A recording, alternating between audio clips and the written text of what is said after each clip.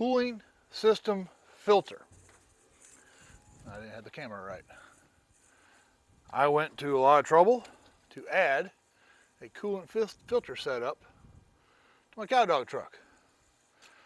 This filter, I had it sitting right there. And when I was installing it a few weeks ago, I was thinking, you know, I'm really adding a whole bunch of failure points to my truck.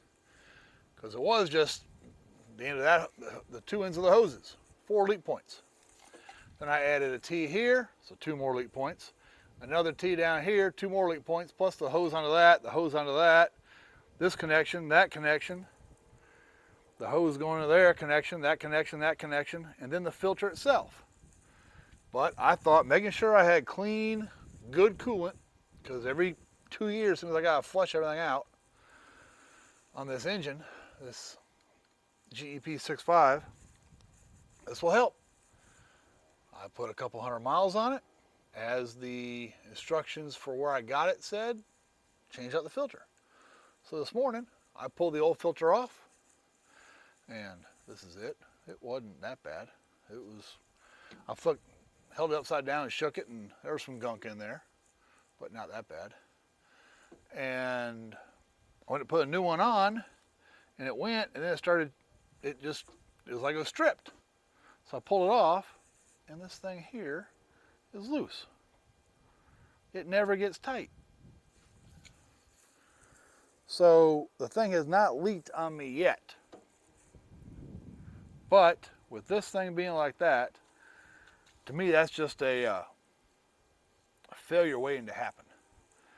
So I'm going to remove the entire coolant filtration system.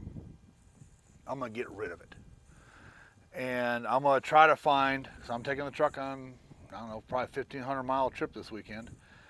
I'll bet this is a standard non-tapered sleeve. Pull it off. And I wonder if this is a metric fitting or metric tape, I don't know. I need to find a better fit for here that I can tighten up in there and still have a good 1/2 inch sticking out. Because when I try putting it on now, you can see these threads are worn right there, because I put the filter on and it jumps those threads. It pulled them off. So yeah, something's not right.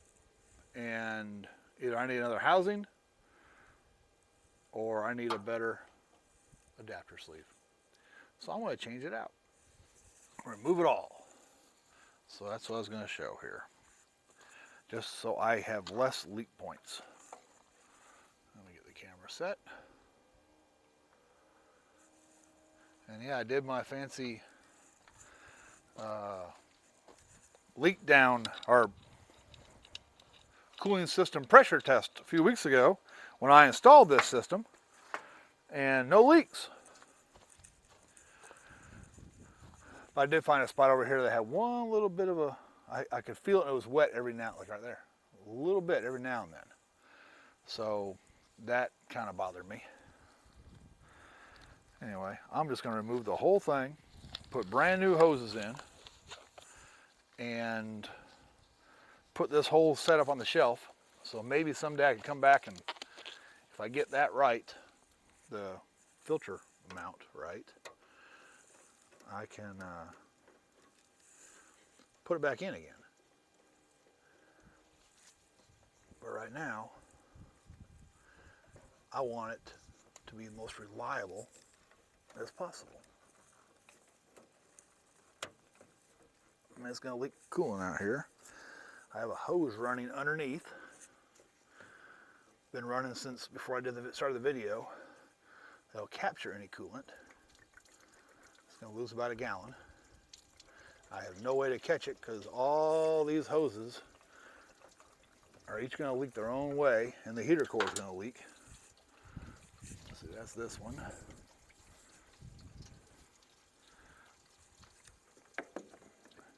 So I have a hose to dilute it so that my critters, we have a lot of critters around here, will not be poisoning themselves if they drink it. Hopefully they won't drink it. So we have pretty good runoff and it goes to a spot that's away from where the animals are. But I have the hoses already running. One more to undo. Got the one up here.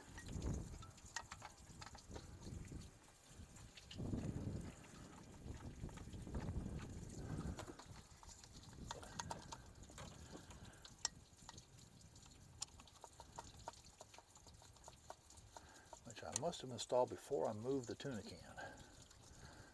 I need to get a punch to do that. Anyway, you get the idea. I am removing the coolant filtration system because I'm worried about being stuck on the side of the road.